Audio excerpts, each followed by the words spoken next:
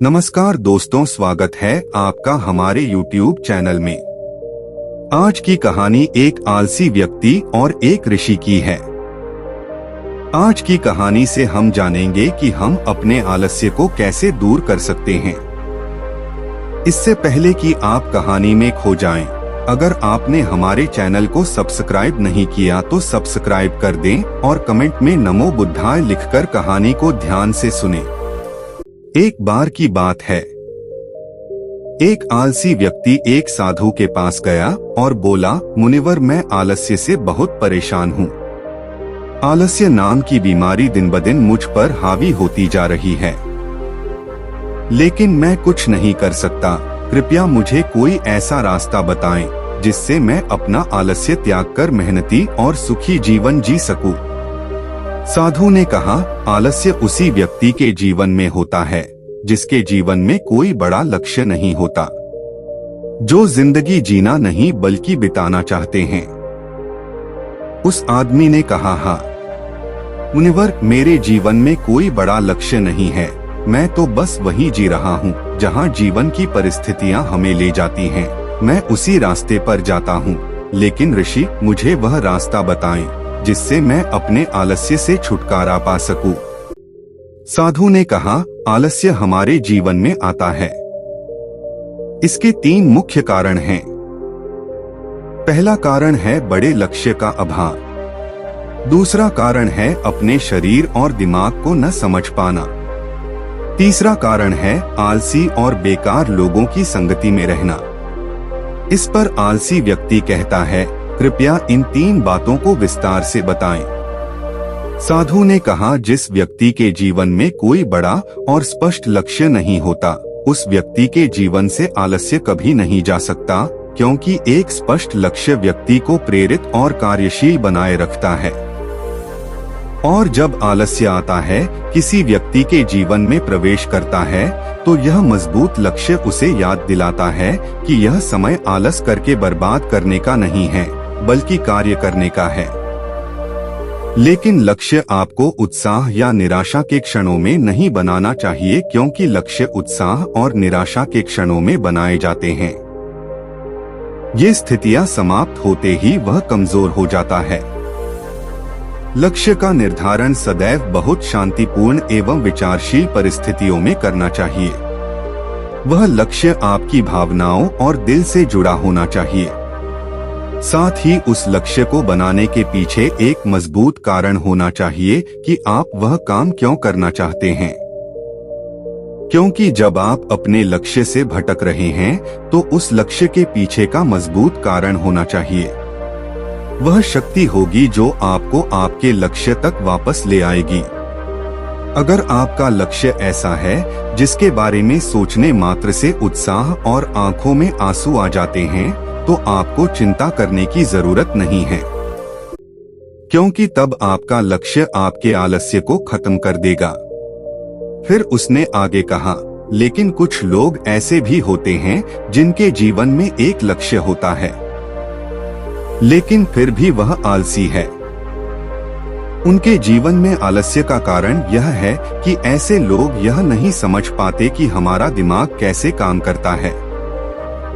हमारा दिमाग बहुत चालाक है और यह हमेशा हमारे साथ खेलता रहता है। यह कभी भी किसी काम का विरोध नहीं करता, न तो उस काम का विरोध करता है और न ही उस काम को करने की कठिनाइयों को बढ़ा चढ़ाकर बताता है।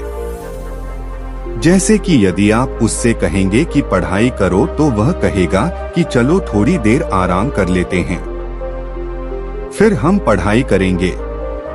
यदि आप उसे ध्यान करने के लिए कहेंगे, तो वह कहेगा कि ध्यान करने का सबसे अच्छा समय सुबह ब्रह्मा मुहूर्त में है। कल सुबह जल्दी उठेंगे और ध्यान करेंगे, और फिर आप सुबह ब्रह्मा मुहूर्त में नहीं उठेंगे, न ही आप कभी ध्यान कर पाएंगे। अगर आप अपने मन से कहें कि मुझे पैसा कमाना है, तो वह कहेगा, क्या पैसा कमाना इतना आसान है? अगर यह इतना आसान होता तो आज हर कोई अमीर होता। उस आदमी ने कहा, ऋषि, फिर क्या उपाय है मन की इस चालाकी को समझने का? ऋषि ने कहा कि इस मन के साथ वही करो जो यह तुम्हारे साथ करता है।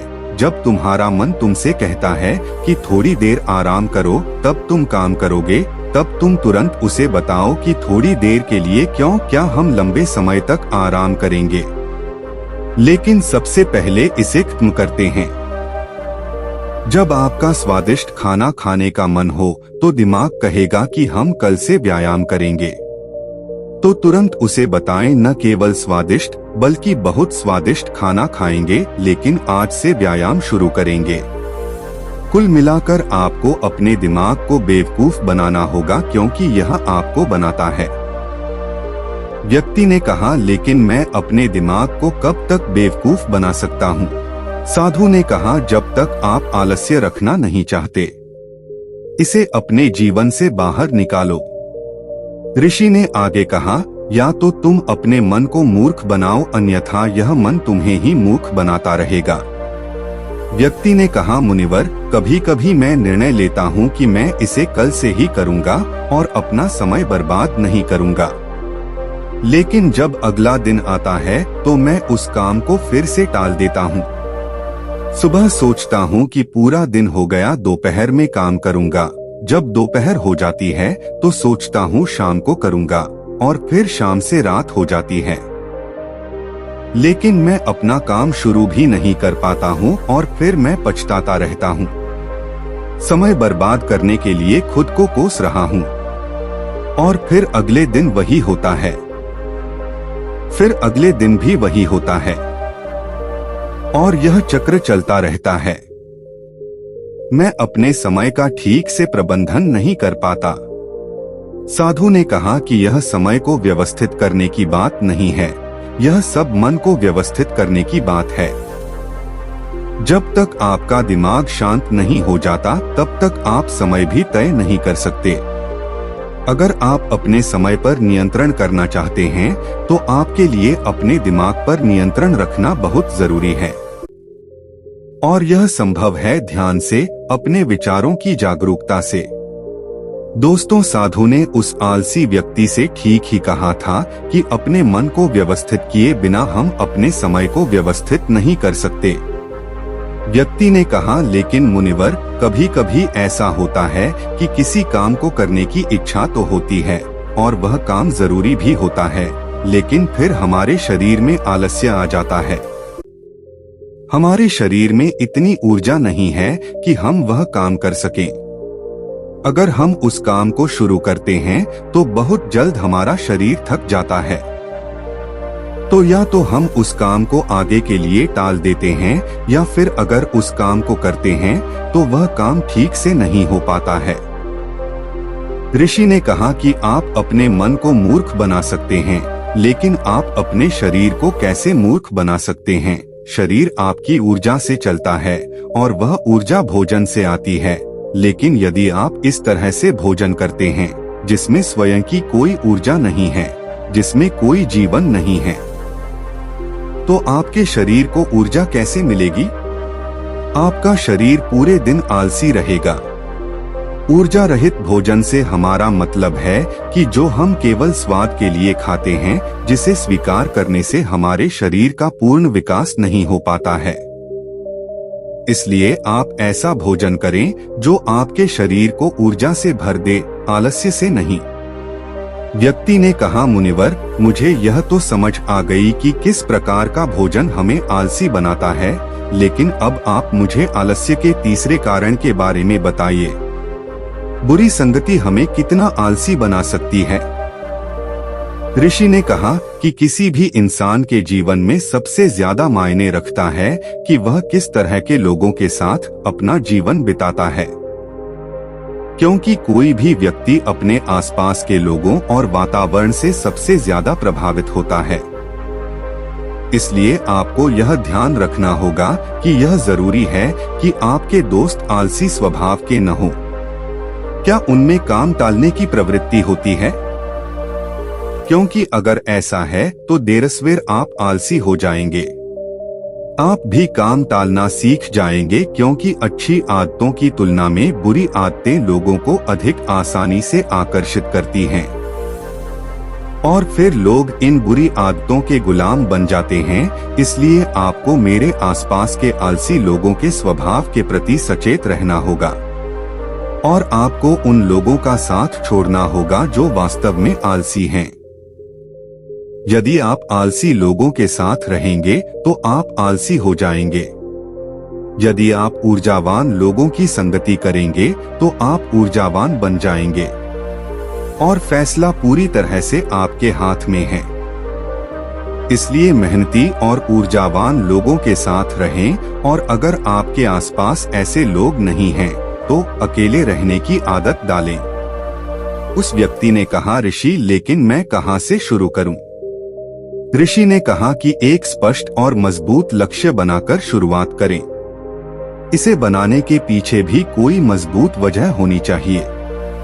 अपने दिमाग को धोखा न दें, बल्कि उसे बेवकूफ बनाते रहो, क्योंकि जैसे ही आप उसे बेवकूफ बनाना बंद कर देंगे, यह आपको बेवकूफ बनाना शुरू कर देगा। फिर अपने शरीर का ख्याल रखें कि आप कैसे खाते हैं। हल्का खाना खाने की अधिक कोशिश करें, क्योंकि हमारा शरीर भोजन पचाने में बहुत सारी ऊर्जा बर्बाद कर देता है, जिससे अन्य काम करने के लिए कम ऊर्जा बचती है और तब हमें सुस्ती और कमजोरी महसूस होती है। अपने आहार में आसानी से पचने योग्य और ऊर्जा से भरपूर खाद्य पदार्थों को शामिल करें। फिर अपने सोने और जागने का समय निश्चित कर लें। यह आपको अधिक अनुशासित बनाएगा। अपनी दिनचर्या में व्यायाम और ध्यान के लिए समय निकालें। किसी भी काम को खत्म करने के लिए एक समय भी तय कर लें। इससे आपका मस्तिष्क उतने ही समय तक काम करने के लिए प्रेरित होगा, ताकि आप कोई भी काम समय पर पूरा कर सकें। अब सबसे महत्वपूर्ण बात, कामचोर और आलसी लोगों का साथ छोड़ दें। खुद के साथ समय बिताना शुरू करें। यदि आप इन सभी बातों का पालन करते हैं तो आपके जीवन से आलस्य पूरी तरह से गायब हो जाएगा। यह सभी बातें सुनने के बाद व्यक्ति ने कहा, ऋषि आलस्य से छुटकारा पाना बहुत आसान है। ऋषि ने कहा कि ऐसा लगता है कि यह केवल आपके लिए आसान है। आपका मन, यह मन आपके साथ कैसा व्यवहार करेगा, इसके बारे में आपको जागरूक रहना होगा और जागरूकता उन लोगों के साथ रहने से आती है जो जागरूक हैं। अकेले रहना या ध्यान करना। उस व्यक्ति ने कहा कि मुझे अपना आलस्य दूर करने का काम अभी और इसी क्षण से शुरू कर देना चाहिए। साधु ने कहा, हाँ, आप सही कह रहे हैं। सही समय का इंतजार करना भी दिमाग की एक चाल है। दोस्तों, आशा करता हूँ कि आपको यह कहानी पसंद आई होगी। कहानी पसंद आई हो तो वीडियो को लाइक करें और चैनल को सब्सक्राइब करें। ऐसी मोटिवेशनल कहानी सुनने के लिए चैनल से जुड़ जाएं। चलिए बहुत जल्दी मिलते हैं एक नई कहानी में।